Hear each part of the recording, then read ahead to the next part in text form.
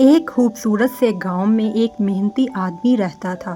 उसके पास एक गधा था जिसकी मदद से वो अपना सामान एक जगह से दूसरी जगह पहुंचाता और अपनी रोजी कमाता था। गधा काफी ताकतवर था लेकिन वो थोड़ा शरारती और चालाक भी था।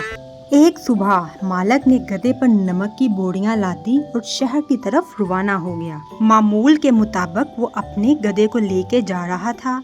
रास्ते में एक नदी आती थी। मालक ने गधे को नदी पार करने के लिए आगे बढ़ाया। जैसे ही गधा नदी के दरमियान पहुंचा, अचानक उसका पाँव फिसला। वो पानी में गिर गया। गधा कुछ देर पानी में पड़ा रहा। जब वो दोबारा खड़ा हुआ तो मालक ने देखा कि नमक का कुछ हिस्सा पानी में बह चुका है।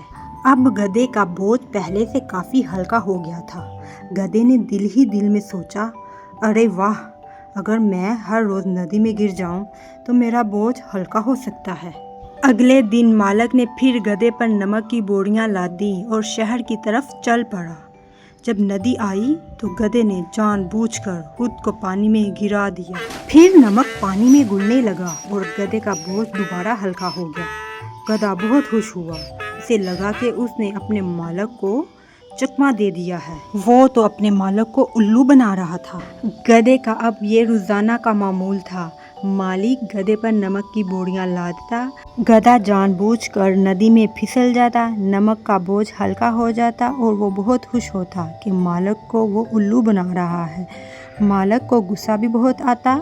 वो उसको कभी कभी डांट भी देता, लेकिन मालक बहुत समझदार था। वो गधे की चाल समझ गया और दिल में बोला, अच्छा, तुम तो ये चाल चल रहे हो, अब मैं तुम्हें एक सबक सिखाऊंगा।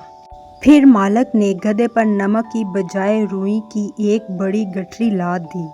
गधे ने सोचा, मालक को क्या पता, मैं आज भी नदी में गिरकर अपना बोझ हल्का कर लूंगा। जब वो नदी के करीब पहुंचा तो गधे ने फिर वही हरकत की और जानबूझकर पानी में गिर गया। लेकिन इस बार कुछ अजीब हुआ। रुई ने पानी जज़ब करना शुरू कर दिया। गठरी जूं जूं भीगती गई वो ज्यादा भारी होती गई। गधे ने उठने की कोशिश की लेकिन वो पहले की तरह आसानी से खड़ा ना हो सका। उसने पूरी ताकत लगाई। ओहो, ये क्या हो गया? गधा परेशान हो गया।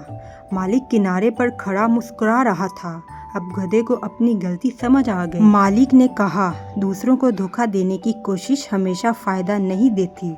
कभी कभी इंसान अपनी ही चाल में फंस जाता है।